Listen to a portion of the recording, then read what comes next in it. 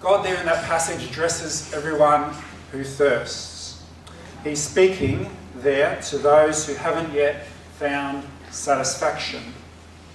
And in fact, he asks the question, why do you spend money for what is not bread and your wages for what does not satisfy?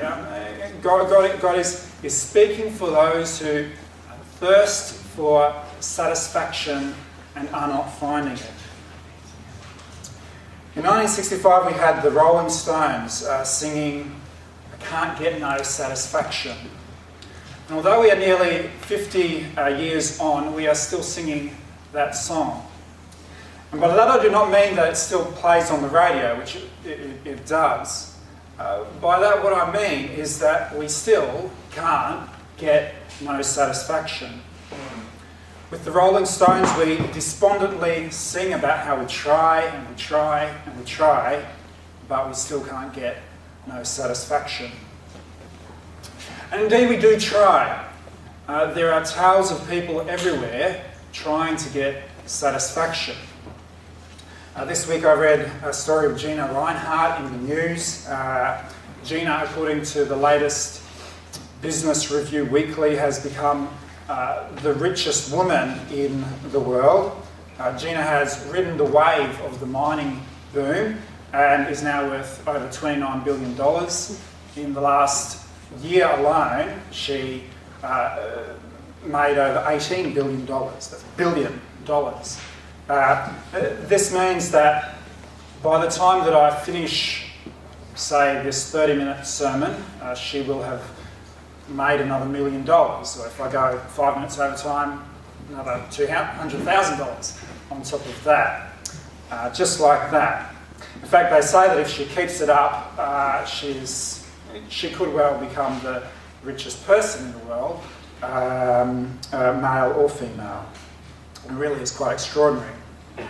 And yet, from what we know of Gina Rinehart, I would say that it is hard to believe that her life is particularly satisfying right now. Gina, of course, has been involved in a legal dispute with 3 of her own children over allegedly changing the date of when they can have access to a particular trust. And I understand that's to some extent been resolved now, but the children are still seeking to take her to court over allegedly withholding certain business documents from them and so on. It's not exactly a picture of, the satisfied billionaire being, taken to court by your own children. And of course, that kind of story can be repeated many times over. Jay Gould, who was one of the richest men in America in his day, in the 19th century, said this, his words when he was dying with this: "I suppose that I am the most miserable man on the earth." In other words, he couldn't get no satisfaction. Now, of course, few of us want to be the richest person in the world. And yet, in truth, many of us do go after just that little bit more wealth in the hope that it will bring satisfaction. Or we go after other things, perhaps success. Some people go after intellectual success, getting one degree after another degree or something like this. Others go after success in their work, climbing to the top. Others go after success in their family. As you are aware, or some of you are aware, Time magazine recently had an article called "Are You Mum Enough? Are You Mum Enough?" And one person who reviewed this article writes this: "The message screamed at mums from this issue of Time and from television, Facebook, blogs and Pinterest is, unless you are fit to run marathons, breastfeed into the preschool years, own a spotless and creatively decorated home, tend a flourishing garden, prepare 3 home-cooked meals per day, work a high-powered job, and give your husband expert sensual massages before bed, you are not mum enough." This is the sort of stuff that comes at us. And so, of course, some people are actually seeking their satisfaction in being the perfect mum. And believe it or not, they feel like they're never there. Now, of course, doing well in your job and being a good mum are not bad things. That is good, and we should make effort with these things. But will these things actually give us lasting satisfaction? Will money give us lasting satisfaction? Will success give us lasting satisfaction? Will good family, or the perfect marriage, or good friendships, or sex, or the pursuit of pleasure, or leisure time, or the perfect lifestyle, the great lifestyle balance, will any of these things actually give us lasting satisfaction? God says no.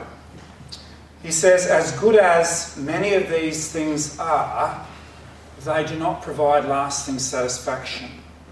Why do you spend your money for what is not bread, and your wages for that which does not satisfy? As we continue to seek after satisfaction in these ways, so we continue to sing with the Rolling Stones, I can't get no satisfaction. And it is worse than that. It is worse than that because when looking for ultimate satisfaction in the wrong places, that actually does us no good. It leads to death. God here implies this in a number of ways. You'll notice that, for example, in verse 3, where we read there, "Incline your ear and come to me, hear, and your soul shall live." And what he's saying there is that if we listen to God's method here for finding satisfaction, we will live. But the clear implication of that is that if we do not listen to God's method for finding satisfaction, we do not live, we die. And this is why, up in verse 1, God describes what he gives as being like water. Hey, everyone who thirsts, come to the waters. Water is something that is essential for us. It is something which is life-giving. The same idea comes out in the reference to bread in verse 2. Bread was a staple food. Everyone needed bread. Everyone ate that. You need bread. And God asks in verse 2, why do you spend your money on what is not bread? He's saying, you're going after something which isn't going to sustain you. You need water and you need bread, he's saying. You're going after things that aren't going to give you life. And so this is the death of seeking satisfaction in those things which we are not to seek satisfaction. If we seek to find our ultimate satisfaction in the wrong place, if we seek our lasting fulfillment in that which is not water and that which is not bread, well then we actually cause ourselves harm. It's not just that we don't get satisfaction, it's that by searching in the wrong place, we actually do ourselves harm. We die. I don't know how many of you have watched Bear Grylls. There are 4 males in our house and only 1 female, so it's popular in our house. And Bear Grylls is, for those of you who don't know, everybody should know, but for those of you who don't know, Bear Grylls is this program where they drop this adventurer into just wilderness areas or snow or some Vietnamese jungle or something like this, and they just drop him in with a knife and the clothes on his back, and he's got to survive and find his way out. And sometimes as he's wandering around, he will actually spot a source of food. On one occasion it was bats in a cave, but he actually says, that's actually going to take me more energy to catch that bat than it will actually provide me in eating it. And so I'm just going to leave it. I'm just going to let that bat keep on flying around and I'm going to move on. And that's sort of how it works with satisfaction. In the end, if we search for satisfaction in the wrong places, in the end, that's actually a negative move. It's actually bad for us to search for satisfaction in the wrong places. In the end, it does us harm. Whatever short-term, fleeting satisfaction we may get from that, in the end, the overall balance is in the negative. It does us harm. And that is what is being said here. What God is saying is that this matter is important. Make sure you look for satisfaction in the right place. Because if you look for satisfaction in the wrong place, it's going to be harmful for you. It's going to cause you to die. It's talking about spiritual death, eternal death. So this is point one, the thirst. We all thirst for lasting satisfaction. And it is very important that we look for satisfaction in the right place. Because if we look for it in the wrong place, it will cause us harm. This is the thirst. And then secondly, we turn to the offer. And what I want to say here is that God, in his generosity, does offer us lasting satisfaction. And notice here that God makes an open offer to all. He says in verse 1, hey, everyone who thirsts, come to the waters. Everyone, says God, come. If you are thirsty, come, says God. Everyone. I'm not going to withhold true satisfaction from you if you seek it out. This isn't something that I'm just offering to a few select individuals. This is not just for the la-di-da or the well-to-do or the red carpet royals. This is for everyone. Come. This is an open offer. Ho, everyone who thirsts, come.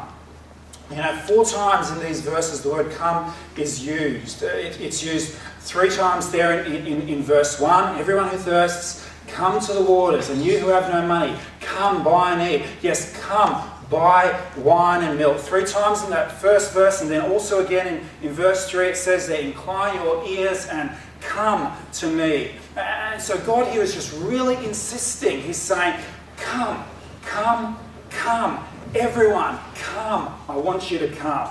But this is a massively free offer. You can have genuine, real, lasting satisfaction. It's an offer to you, an open offer. And it's a generous offer. What I mean by that is that the Lord does not simply offer the bare minimum.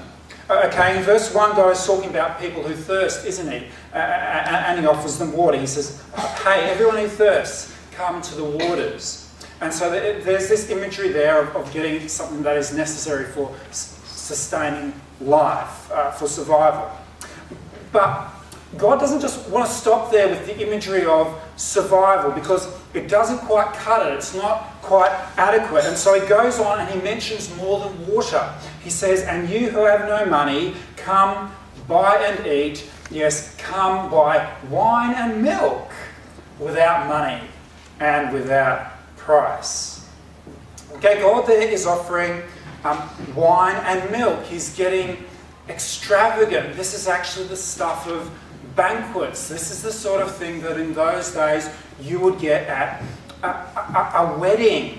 Okay, this is the stuff of banquets. It's the same kind of idea at the end of verse 2 when he says, and let your soul delight itself in abundance. He's not offering mere rations here. He's offering abundance. This is banquet imagery. God is being generous and extravagant in what he is offering. And this is what is on offer to all who thirst. It is an offer that is designed to extravagantly satisfy. It is the picture of God pulling us out of the desert where we are fumbling around looking for something, anything to sustain us. And then the Lord sees us and he says, Come to the waters, come. There's an oasis over here, there's a well over here. Come and drink. And then we drink the water, and he says, and you know what? Here's a banqueting tent. Come in, welcome. Take whatever you like from my banqueting tent. Wine, milk, go for it. Satisfy yourself. It's a lavish offer. And it is what is on offer to you. A generous offer. And then also it's a divine offer. And this is the key to God's offer of true satisfaction. It's the reason why we are able to be truly satisfied through Him. The reason why we are able to be truly satisfied through Him is because what He actually offers is Himself. Down there in verse 3, God says this. He says, "Incline your ear and come to me." Come to me. That's what God says. Now you remember how we started this chapter. Back in verse 1, God had said, hey, come to the waters. Come to the waters. He uses that imagery there of life-sustaining water. But now in verse 3, how does he put it? Well, how he puts it is, come to me. To me. And this is what it means to come to the waters. What it means to come to the waters is to come to God. It's to come to Him. That is what is being said here. Now this seems strange to us at first. It seems strange to us because our tendency, as I've implied at the beginning, is to seek satisfaction in everything else apart from God. Our instinct is to want to find satisfaction in money or in success or in family or in friendships or in pleasure, leisure, whatever it may be. This is where we think we can find satisfaction. But the truth of the matter is that God has made us to be in relationship with Him. He has made us as spiritual beings. And this is our fundamental orientation. It's the way that we tick. It's the way that we have been made. We are told in Scripture, in the creation, that we have been made in the image of God. And so there's this sense in which something is lost in us as we ignore Him. There is something that feels superficial and hollow about our lives when we focus in even on the good things that God has given us, money or sex or leisure or whatever it may be. When we focus in on these things exclusively, our life feels hollow and it feels fleeting. We have been made in the image of God. We are spiritual beings, and God is meant to be at the apex of our life, with everything else sort of flowing down underneath that. But when we stick something else up at the top, nothing fits and we feel dissatisfied. Satisfaction is found in God. As Augustine of Hippo, the great theologian of the 4th century, once said, "God, you have made us for yourself, and our hearts are restless till they find their rest in you." Or as one poet once wrote, "The God-shaped void within our heart cannot be filled by treasure. It's only God who satisfies in ways we cannot measure." So God offers here satisfaction. And as He does that, what He actually offers is Himself. Come to the waters, come to me. This is the divine offer. I want to say that the reason why the divine offer is so satisfying is because it addresses our deeper need. And that is our need for forgiveness. When we come to God, we find forgiveness. This is what we are told in verse 7. In verse 7 it says there, "Let the wicked forsake his way and the unrighteous man his thoughts." And then it goes on. And that says, "Let him return to the Lord." Okay, come to God, go to God, and He will have mercy.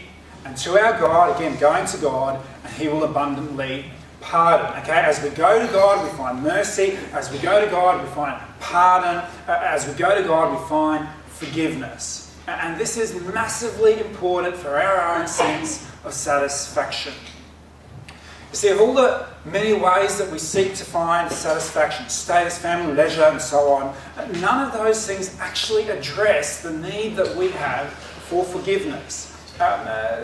Some of these things might help us to feel better about ourselves, but none of those things actually deal with our present or our past wrongs.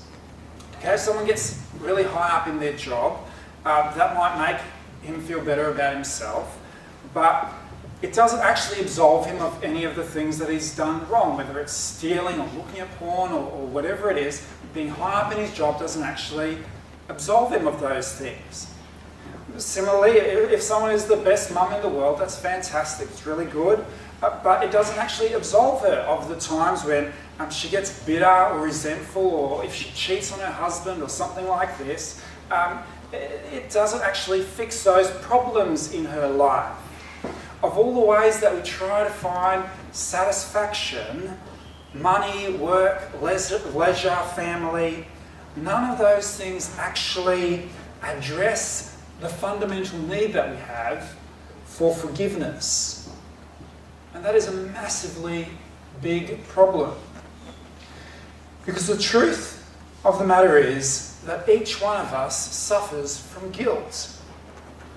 I don't know about you, but do you ever get those moments when you're just sort of going along in your everyday course of business and all of a sudden somebody says something or does something, or there's an event and it just reminds you of a previous event in your life where you did something stupid. It just sort of jumps into your head. You know, and you go, oh, that's right. You try to shut it out and you go, okay, yep, that was stupid, dumb. Okay, try not to think about that. It happens to me. We all suffer from guilt. Guilt is a terrible problem. It is terrible. Guilt is a major cause of depression. It's not the only cause of depression, but it's a major cause of depression. It causes untold psychological difficulties. And worst of all, it puts us out of relationship with God. And it's a problem that we all face. And so it is crazy. It's absolutely crazy to have a supposed way of trying to find satisfaction that doesn't actually address the problem of guilt. But God does address this problem. He realises how massive it is, and he says, come to me, and I will fulfil that great need that you have, your greatest need, your need for forgiveness. Isn't that what Jesus was speaking about when he was talking to the woman at the well in John chapter 4? In John 4, Jesus is talking to a woman who had done a lot of bad things. He was talking to a woman who no doubt felt the load of her guilt. She had had 5 husbands and now she was in a de facto relationship. She had had a bundle of unsatisfactory relationships. And so Jesus, pointing at the well, says, whoever drinks of this water will thirst again, but whoever drinks of the water that I shall give him will never thirst. In what way shall we never thirst if we go to Jesus? Well, we never thirst if we go to Jesus because we know forgiveness. Jesus here is addressing that greatest thirst that we have, the thirst that we have for forgiveness. Hey, everyone who thirsts, come to the waters, come to God, come to Jesus. He has a deep offer of satisfaction. It's an offer of satisfaction which reaches to the core of our need for forgiveness. This is the offer of God. It is the offer. What then is the approach? What is involved in coming to God?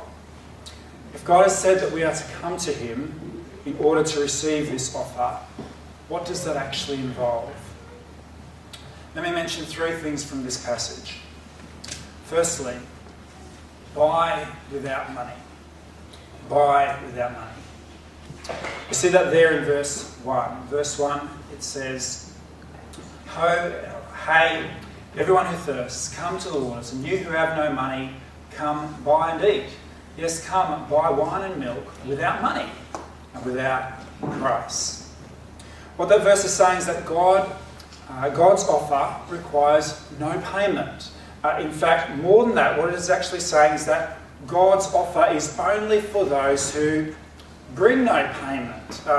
Come buy without money and without price. What you have here is a banquet, and the banquet is on offer to all. Come and be satisfied. That's the call. But there's a condition to entry, and the condition to entry is you must not pay a cent. You cannot pay a cent for this. If you want to pay, this is not for you. And this is what the Bible actually teaches. The Bible teaches that forgiveness and relationship with God is paid for by Jesus, and it is paid for by Jesus alone. And we cannot pay a cent for our forgiveness. When we try to pay for our forgiveness through the good things that we have done, it's a little bit like some homeless fellow trying to gate crash a royal banquet by standing at the door offering a box of sweaty chips that he's just pulled out of the garbage. It's just not going to cut it. Why offer it at all? And God says, no, it's already paid. Jesus has done everything on the cross. You just trust in Jesus. You tell the gatekeeper that Jesus has paid for you to enter the banquet. Bring nothing at all with you, and you can come in. Buy without money. Secondly, seek. What are we to seek? Well, we are to seek the Lord. We read this in verse 6. Seek the Lord while he may be found. Call upon him while he is near. Many people feel dissatisfied and they feel unhappy. And so they go on a search. But what do they search for? Well, they search for satisfaction, and they search for happiness, or they search for fulfillment, and so on. But the sad thing about that is that when we actually seek for satisfaction, or when we seek for happiness, or when we seek for fulfillment, we don't actually find it. We never actually get there. Interestingly, if we want satisfaction and happiness and so on, what we need to seek for is this. We need to seek for the Lord. And when we seek the Lord, then we actually find those other things. If you want satisfaction, don't seek satisfaction.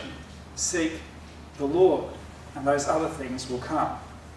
In Psalm 37 we read, "Delight yourself also in the Lord, and he shall give you the desires of your heart." It's when we delight in the Lord that we actually receive those other things.